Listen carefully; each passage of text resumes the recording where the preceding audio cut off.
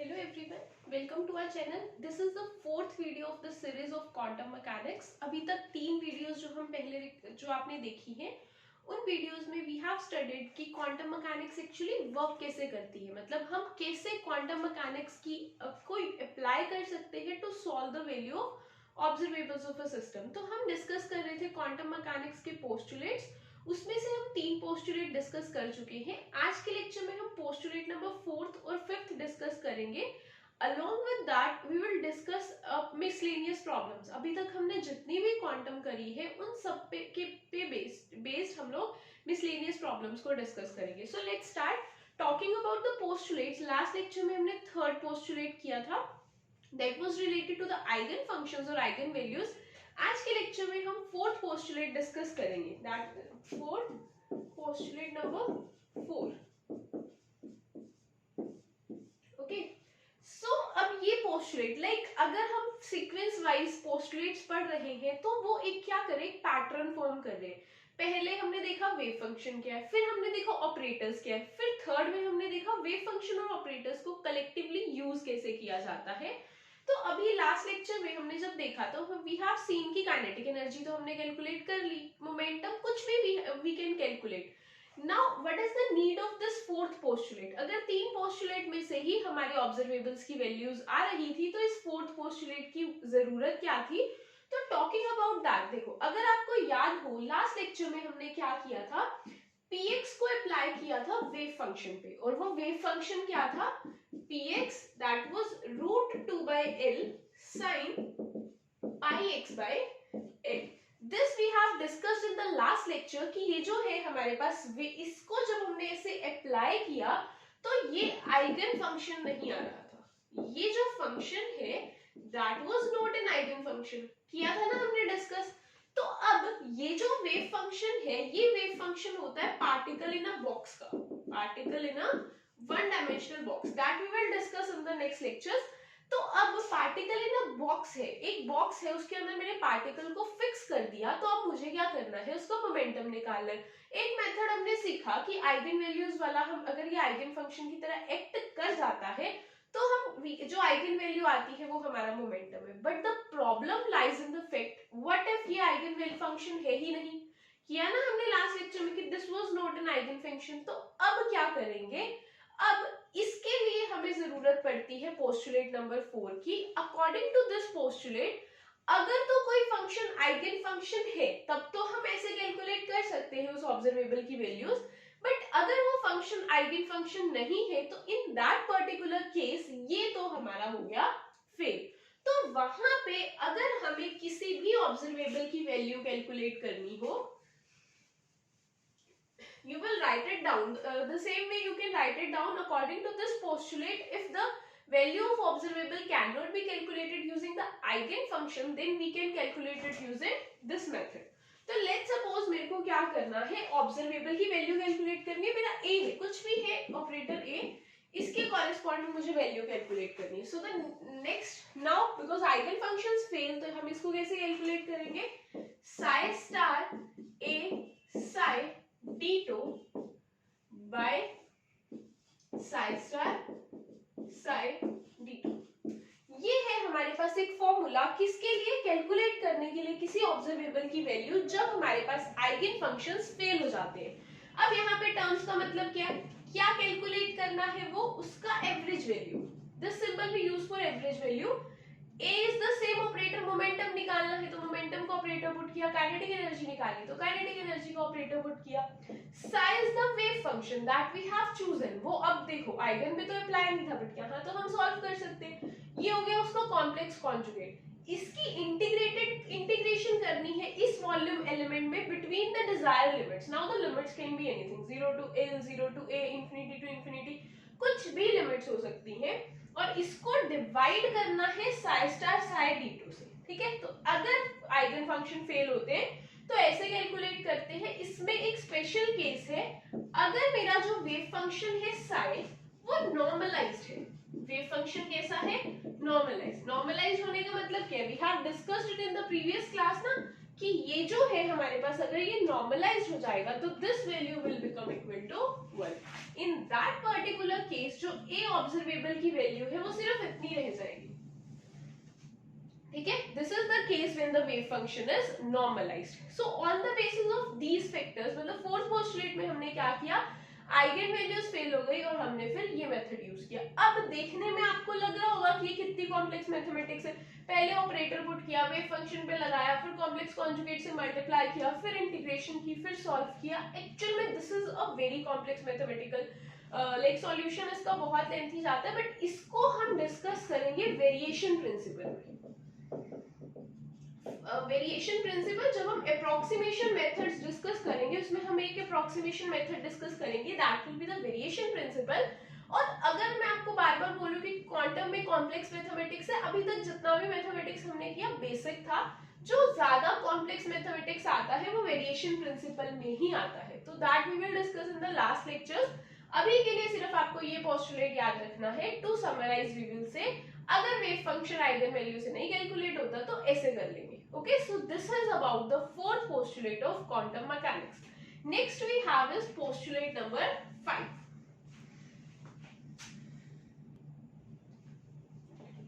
So next we have postulate number 5. This is the last postulate.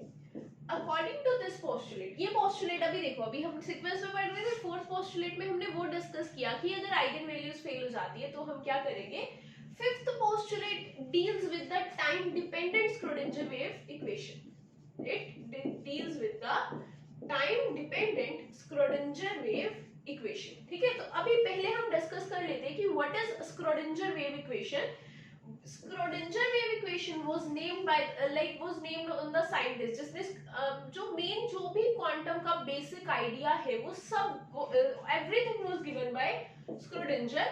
और जो भी हम लोग सॉल्व करते हैं, लाइक वन इलेक्ट्रॉन सिस्टम के लिए हम क्वांटम मैकेनिक एप्लीकेशंस लगाते हैं, तो उनमें से जो भी हम बेसिक इक्वेशंस लगा के हम सॉल्यूशंस निकालते हैं, that is the Schrodinger wave equation. मतलब क्वांटम मैकेनिक्स का सबसे बेसिक क्या है formula, that is the Schrodinger wave equation. तो what actually Schrodinger wave equation is, जैसे सपोज अब we have discussed in the last lecture ना कि हमारे पास जो H है, ये हमने सेकेंड पोस्टुलेट जब डिस्कस किया था तब हमने डिस्कस किया था H is the Hamiltonian operator when applied on a wave function, it gives,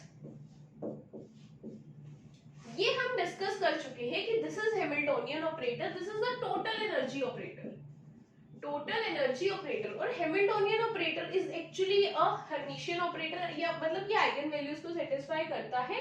तो इसको जब वेव फंक्शन पे अप्लाई किया तो मुझे अगर इस फॉर्म में ये वैल्यू मिल गई, तो ये एक कैसा फंक्शन है, आइगन फंक्शन। सेम ही तो है, हम क्या करते हैं, किसी ऑपरेटर को वेव फंक्शन पे अप्लाई करते हैं, मुझे वेव फंक्शन पूरा का पूरा वापस मिल जाता है, साथ में ऑपरेटर मिल जाता है। तो सेम अप्लाइज हियर, मतलब अगर मैं हैमिल्टोनियन ऑपरेटर को वेव फंक्शन पे अप्लाई करूं, मुझे वेव फंक्शन मिला, साथ में कुछ कांस्टेंट वैल्यू मिली, तो वो कांस्टेंट वैल्यू मेरी क्या है, that is equal to energy. तो अब इसको this is actually the Schrodinger wave equation. इसको हम थोड़ा एडवांस फॉर्मेट में लिखेंगे तो H is the Hamiltonian operator, that is the total energy, that is total energy operator which is equal to the sum of kinetic energy and potential energy. So जो हमारा Hamiltonian operator है that will be minus h cut square upon 2m curly square upon curly x square plus vx equals to, देखो ये क्या हुआ h, ये क्या हो गया, काइनेटिक एनर्जी का ऑपरेटर, पोटेंशियल एनर्जी का ऑपरेटर, इस पे अप्लाई कर दिया हमने क्या, वेव फंक्शन, इक्वल में मुझे मिला E psi. This is nothing but the Schrodinger wave equation that is time independent. अभी देखो मैंने ऊपर लिखा है ना टाइम डिपेंडेंट, अभी हम टाइम डिपेंडेंट को डिस्कस करेंगे, बट उससे पहले समझना जरूरी है कि what is time independent Schrödinger wave equation. तो अब आपके सामने ये स्क्रोडिंजर वेव इक्वेशन लिखी है, इसमें ये सारी टर्म्स तो कांस्टेंट है, ये चेंज कर रहा है विद रिस्पेक्ट टू x, मतलब डिस्टेंस के विद रिस्पेक्ट टू हम चेंज स्टडी कर रहे हैं। क्या इस पूरी इक्वेशन में कहीं पे भी टाइम है, क्या कहीं पे भी t लिखा है, नहीं ना। तो हम पार्टिकल की सिर्फ पोजीशन डिस्कस कर रहे हैं कि मेरे पास ये बॉक्स है, इसमें पार्टिकल यहाँ प्रेजेंट है, यहाँ प्रेजेंट है, यहाँ प्रेजेंट है, यहाँ है, कहाँ एक्चुअली में प्रेजेंट है, हम सिर्फ वो डिस्कस कर रहे हैं, मतलब with respect to position we were discussing.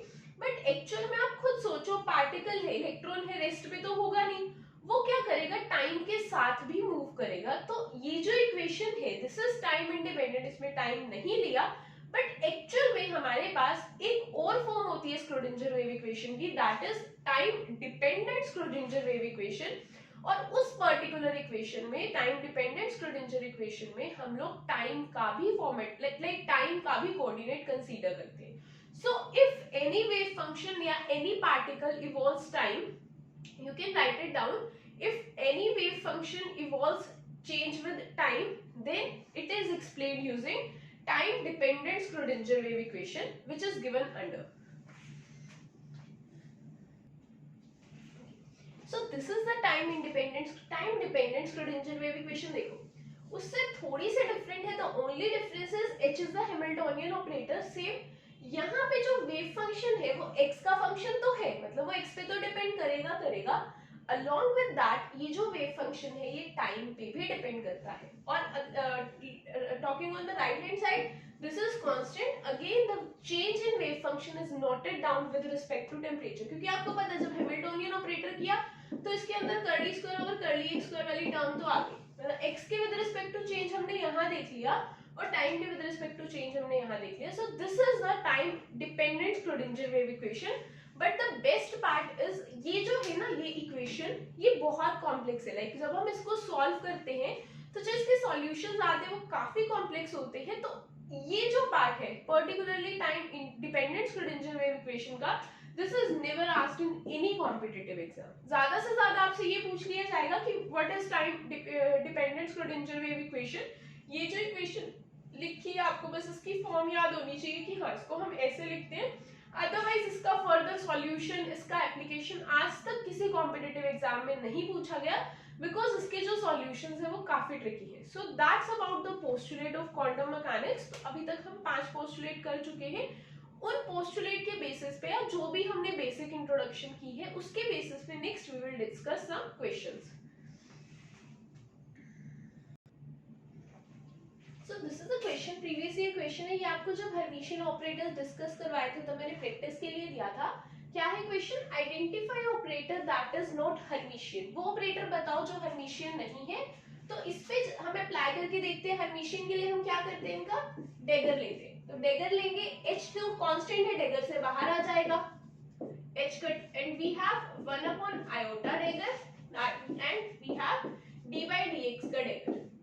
तो आयोटा का डेगर तो क्या होता है, माइनस आयोटा, यहाँ से भी minus minus minus plus, we will get the same function, क्योंकि यहाँ से एक माइनस आया, एक माइनस यहाँ से आया, माइनस माइनस प्लस हो गया और हमारे पास सेम फंक्शन हमें वापस मिल गया। सो ये तो हर्मिशियन है।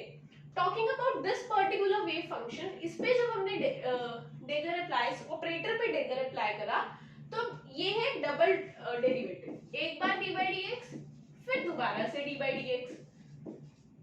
तो जब एक बार डी बाई डी एक्स का डेगर किया तो माइनस यहाँ से आया, माइनस यहाँ से आया, अगेन माइनस माइनस प्लस, और माइनस माइनस अगर प्लस होगा तो then again this operator is Hermitian.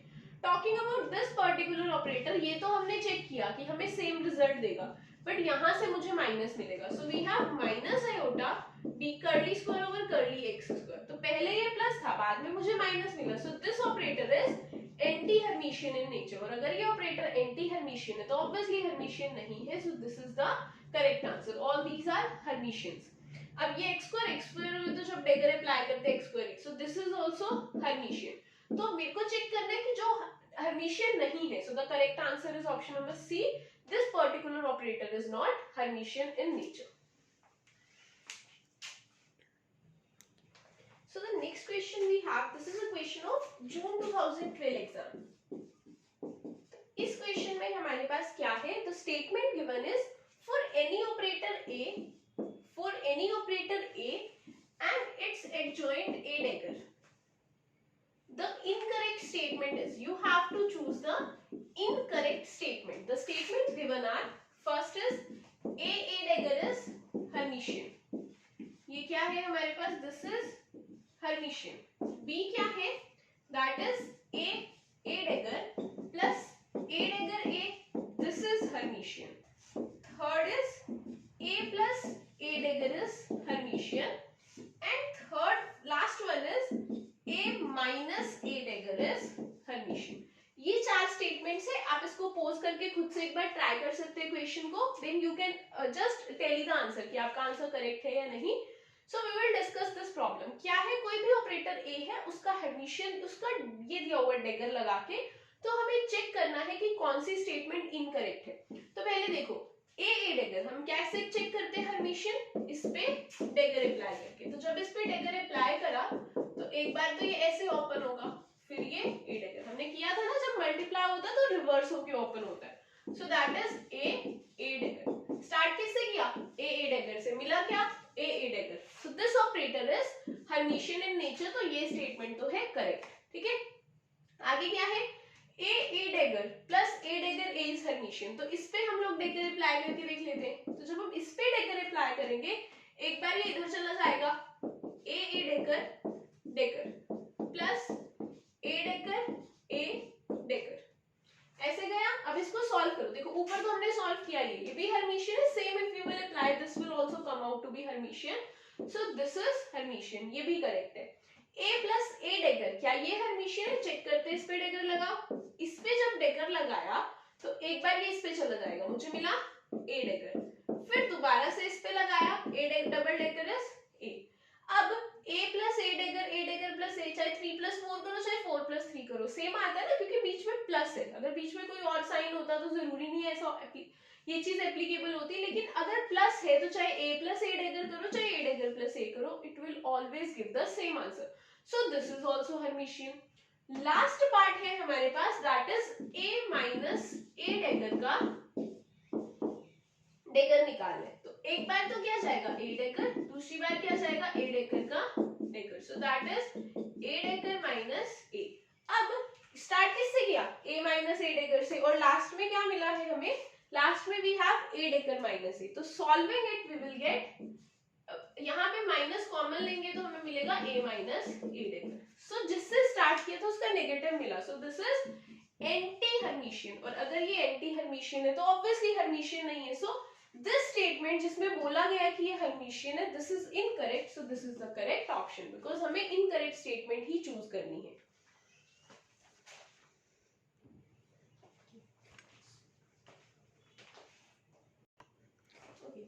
These are the two questions that we have to solve. Question क्या है, लीनियर मोमेंटम हमें निकालना है एक पार्टिकल का जिसका वेव फंक्शन ये है। अब अभी तो देखो हमें पता है हम क्वांटम कर रहे हैं, हमने सिर्फ अभी तक आइगन फंक्शंस ही स्टडी किए हैं, तो बहुत इजीली माइंड में क्लिक करता है कि ये वेव फंक्शन है, हम इस ऑपरेटर को इस पे अप्लाई करेंगे। बट जब हमने एग्जाम देना है, उस एग्जाम में 120 क्वेश्चंस है, 120 क्वेश्चंस में से ऑर्गेनिक भी है, फिजिकल भी है, इनऑर्गेनिक भी है, फिर टॉकिंग जस्ट अबाउट फिजिकल के भी 10-11 यूनिट्स है। तो ये सब के बेसिस पे हमारे पास क्या होता है, बहुत मुश्किल हो जाता है अपने माइंड को उस डायरेक्शन में लगाना कि हाँ ये आइगन फंक्शन से सॉल्व होगा। तो ये चीजें आप हमेशा प्रैक्टिस से सीखोगे, तो मेक श्योर आप ज्यादा से ज्यादा क्वेश्चन प्रैक्टिस करें। तो ये क्या है, हमें लीनियर मोमेंटम निकालना है, वेव फंक्शन गिवन है। तो अब मुझे पता है कि मैंने क्वांटम में ये स्टडी करा है अकॉर्डिंग टू पोस्टुलेट नंबर 3 कि अगर मैं लीनियर मोमेंटम का ऑपरेटर, अगर मेरा जो लीनियर मोमेंटम का ऑपरेटर है that is minus iota h cut curly by curly x, इस वेव फंक्शन पे अप्लाई कर दूं और मेरा ये constant plus wave function multiply by wave function मिल जाए, तो हम इसको डायरेक्टली सॉल्व कर सकते हैं ना। तो ट्राई करके देखते हैं। We have minus iota h cut, इसका डेरिवेटिव कैसे होगा, we have discussed in the last lecture. ये एज इट इज, साथ में ये जो पावर है इसका डेरिवेटिव, और पावर का डेरिवेटिव क्या होगा, माइनस आयोटा के। तो that will be minus iota square h cut k e raise to power minus iota k. अब आयोटा स्क्वायर क्या होता है, -1, minus minus will be plus h cut k e raise to power minus k iota k x. क्या मुझे ये इस form का मिला, क्या मेरे को मेरा वेव फंक्शन वापस मिला, हाँ मेरे को वेव फंक्शन वापस मिल रही है, साथ में कोई कांस्टेंट टर्म मिल रही है दैट इज एच कट के। तो इसका जो कांस्टेंट टर्म है दिस इज आइगन वैल्यू, और eigen value comes out to be h cut के, मतलब मोमेंटम मेरा क्या आ गया, एच कट के। So this is how we use the third postulate to calculate the value of any observable if the wave function is known. Same अब हमें क्या करना है, ये क्वेश्चन करना है, पोज करके एक बार खुद से ट्राई कर सकते हैं। इस बार आपको वेव फंक्शन क्या गिवन है, cos के x और आपको काइनेटिक एनर्जी निकालनी है। तो कैसे निकालेंगे? Minus h cut square upon 2m, just a minute we will discuss.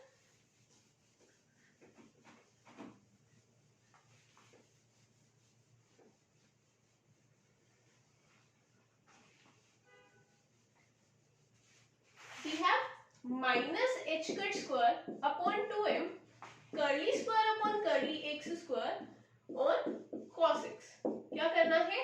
cos के x पे अप्लाई करना है। तो डिस्कस करते हैं। That is minus h cut square upon 2m, double derivative पहले सिंगल करके देखते हैं। cos का डेरिवेटिव क्या होगा? sin x, sin kx with a negative sign. But the thing is यहीं पे इसको नहीं छोड़ देना, एंगल का भी डेरिवेटिव करना है और एंगल का डेरिवेटिव क्या आ जाएगा? k। दोबारा डेरिवेटिव करेंगे तो वी हैव, ये बाहर आ गया, minus minus plus, we have h cut square upon 2m curly by curly x of sin kx। sin kx क्या होगा? cos kx और फिर से दोबारा से k बाहर। तो अब इसको थोड़ा सा रीअरेंज करके हम लिख लेते हैं। That is k square h cut square upon 2m cos kx। तो क्या ये a साई की फॉर्म का बन रहा है? साई क्या था? cos kx। क्या मुझे मेरा वेव फंक्शन वापस मिला? यस, मिल गया वापस। क्या साथ में कोई कांस्टेंट टर्म है? हाँ, साथ में कांस्टेंट टर्म है, that is k square h cut square upon 2m।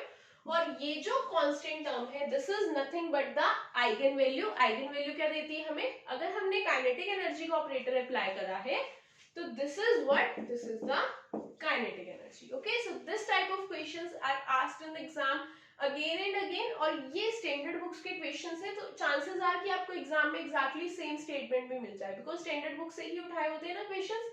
सो ये कुछ स्टैंडर्ड एग्जांपल्स है। Practice, you can practice similar questions like this. Okay, so अब लास्ट क्वेश्चन है एक, that is a question of December 2019 exam. थोड़ी सी calculation उसमें ज्यादा लाइक लेंथी है, I will not say tough है, लेंथी है। तो एक बार आप उसको खुद से सॉल्व करने की ट्राई करना, नहीं तो मैं अभी इसी लेक्चर में डिस्कस कर रही हूँ, देन नहीं तो यू कैन क्रॉस चेक।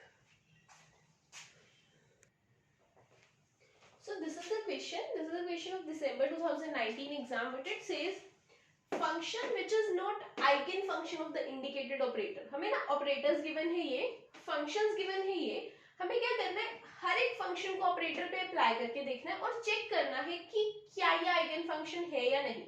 मतलब हम जब एसाई अप्लाई करेंगे तो मुझे वेव फंक्शन वापस मिलना चाहिए, साथ में मेरे को कोई कांस्टेंट टर्म मिलनी चाहिए। अगर तो ये वैलिड रहता है तब तो आइगन फंक्शन होगा, अगर वैलिड नहीं रहता है तो आइगन फंक्शन नहीं होगा। तो हमें ना एक पर्टिकुलर चारों में से होगा जो आइगन फंक्शन नहीं होगा, and that will be the correct answer. तो हम स्टार्ट करते हैं इस क्वेश्चन को। देखो, सबसे पहले लास्ट से स्टार्ट करेंगे।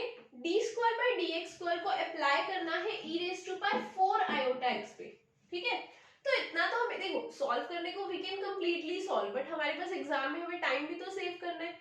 तो उसके लिए अगर आप इस क्वेश्चन को देखो, हमें हमेशा पता है कि एक्सपोनेंट पे जब अप्लाई करते हैं तो ये तो मुझे वापस मिलेगा, साथ में मेरे को पावर का वो मिल जाएगा, साथ में पावर का डेरिवेटिव मिल जाएगा। ये एक बार डेरिवेटिव किया, जब दोबारा डेरिवेटिव होगा तब भी सेम ये मिल जाएगा, साथ में मुझे पावर का डेरिवेटिव, मतलब ये बन जाएगा 16 iota square e raise to power 4 iota x, और ये माइनस हम कांस्टेंट टर्म मिल गई। तो यहाँ से तो सीधा ही मुझे पता चल रहा है आइगन फंक्शन है। आपको बस इतना याद रखना है, अगर फंक्शन एक्सपोनेंशियल है, this is a short trick, अगर फंक्शन एक्सपोनेंशियल है और पावर में x की लीनियर पावर है, मतलब x की पावर 1 है, x की तब ये हमेशा आइगन फंक्शन होगा ही होगा। अगर पावर क्वाड्रेटिक हो गई, 2 हो गई, 3 हो गई, 4 हो गई, तब नहीं होगा, क्योंकि तब फिर हमें 3x आगे मिल जाएगा, तो फिर हमारे पास ये जो टर्म आ रही है ये कांस्टेंट नहीं आएगी। तो you can simply write it down as a short trick कि अगर मेरा वेव फंक्शन एक्सपोनेंशियल है और उसकी पावर में x है तो ये आइगन फंक्शन होगा, अगर पावर में x स्क्वायर x क्यूब है तो वो आइगन फंक्शन नहीं होगा। सो ये तो आइगन फंक्शन आ रहा है, मतलब ये तो मेरा आंसर नहीं है। Talking about this particular wave function, this operator option number 3, यहाँ पे हमारे पास जो वेव फंक्शन है that is cos pi by 4x। क्या है? cos pi by 4x। ठीक है, तो फिर से वही बात है, हमने किए ना कितने सारे क्वेश्चन, जैसे पहले cos पे अप्लाई करा तो मुझे माइनस साइन मिला, फिर साइन पे अप्लाई किया तो मुझे cos मिला। और यहाँ पे देखो वेव फंक्शन कैसा है, जो एंगल है वो कैसा है, π/4x है। x की पावर जब इसका डेरिवेटिव करेंगे तो मेरे को बार बार 2 बार π/4 ही मिलेगा। तो साथ में मुझे मिल रही है कांस्टेंट टर्म, तो this is also an eigen function. कैसे, cos का साइन, साइन का फिर से cos, आ गया मेरा वेव फंक्शन वापस, और साथ में मिल रही है मुझे कांस्टेंट टर्म दैट इज π/4 का स्क्वायर, जो 2 बार क्यों मिली, 2 बार डेरिवेटिव करने पे 2 बार π/4 स्क्वायर मिला, दैट इज कांस्टेंट, तो इसलिए this is an eigen function. तो इन दोनों का काम तो खत्म, ये तो हमें पता चल रहा है कि आइगन फंक्शन है। अब बात बचती है ऊपर वाले दोनों क्वेश्चंस की, इसको हमें सॉल्व करके देखना पड़ेगा, स्टार्टिंग फ्रॉम ऑप्शन दिस। इससे स्टार्ट करके देखते हैं। We have this is the operator and this is the wave function. देखो इसको अप्लाई करेंगे, e⁻⁻x² बाय 2। सिंप्लीफाई करते हैं, सिंप्लीफाई करने पे मुझे मिला d²/dx²। एक बार ये चला जाएगा तो मल्टीप्लाई में e⁻⁻x² बाय 2, और एक बार मेरा पूरा का पूरा x² e⁻⁻x² बाय 2 बच गया। ठीक है, ये आ गया। अब इसमें तो कुछ है नहीं ना, कोई ऑपरेटर कुछ नहीं है, क्या इसमें कोई d/dx कुछ दिख रहा है, नहीं, इसको हम सॉल्व नहीं करेंगे, सिर्फ इस टर्म को सॉल्व करेंगे। तो हम इसको उठा के लिख लेते हैं और अब इसको सॉल्व करते हैं। देखो d/dx and d/dx double derivative किया क्या, e⁻⁻x² बाय 2 ऐसे लिखेंगे। इसको भूल जाओ अभी के लिए, पहले सिर्फ इसका सिंगल डेरिवेटिव करो। जब सिंगल डेरिवेटिव किया, ये मैंने लिखा है यहाँ पे, सिंगल डेरिवेटिव किया, ये एज इट इज आ गया, साथ में पावर का डेरिवेटिव, पावर का डेरिवेटिव क्या होगा, -2x बाय 2, ये आया, इसको कर दिया कट।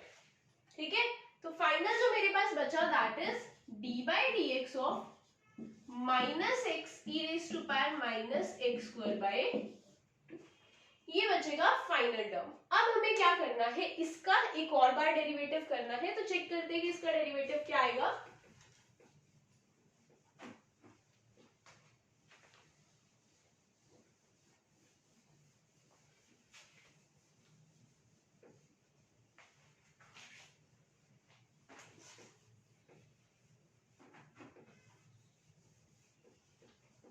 ठीक है, चलो अब इसका डेरिवेटिव चेक करके देखते हैं। ये देखो यहाँ पे दो फंक्शंस है, एक बार x है और एक बार x है। यहाँ लगता है हमेशा प्रोडक्ट रूल, तो जब भी डिफरेंशिएशन पे प्रोडक्ट रूल लगाते हैं तो क्या रूल होता है, एक तो पहले माइनस लिख लो कॉमन बाहर, ये है product rule. Product rule says ये मेरा फंक्शन नंबर 1 है और ये फंक्शन नंबर 2 है।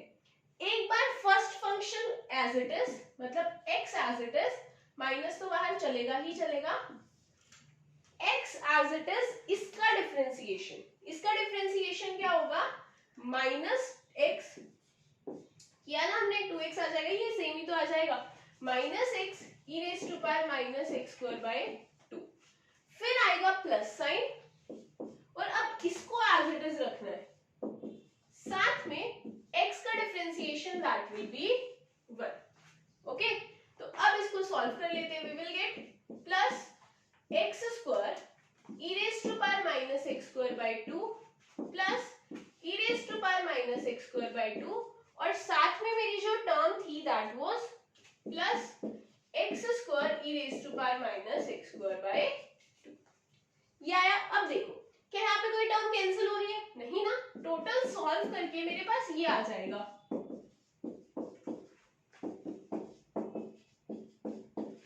ये आ गया सॉल्व करके। स्टार्ट किससे किया था, स्टार्ट सिर्फ इससे किया था, मुझे अब वेव फंक्शन तो मिल रहा है, चलो माना, लेकिन उसके साथ इतनी सारी टर्म्स मिल रही है और ये कांस्टेंट भी नहीं है, तो इससे हमें पता चलता है कि ये जो पर्टिकुलर वेव फंक्शन है, ये जो पर्टिकुलर हमारे पास आंसर आया, ये हमने इस पे अप्लाई किया था, तो ये जो सेट है ऑपरेटर और वेव फंक्शन का, ये आइगन फंक्शन फॉर्म नहीं करते, so this option is correct. Okay, option number 1 था, उसमें क्या था, जो यहाँ पे है दिस इज माइनस, जो ऑपरेटर था हमारा उसमें माइनस था, तो आप उसको एक बार सॉल्व करके ट्राई कर सकते हो। उसमें क्या होगा, ये दो टर्म्स कैंसिल हो जाएंगी, फर्स्ट और लास्ट वाली टर्म कैंसिल हो जाएगी, सिर्फ ये बचेगा, तो आप उसको सॉल्व करके ट्राई करना, you will get an eigenfunction from that particular option. Okay, तो talking about the 4 options, first, third और फोर्थ में तो आइगन फंक्शन बन रहा था, सेकंड में नहीं बन रहा था, तो इससे हमें ये पता चलता है कि ये वाला जो आंसर है ये आइगन फंक्शन नहीं है, this is the correct option. This was a question in December 2019 exam. In that too, it was asked for 4 marks. 4 number का क्वेश्चन था, तो easily you can solve these questions अगर आपको concept अच्छे से पता है. Okay, so that will be all for today's lecture.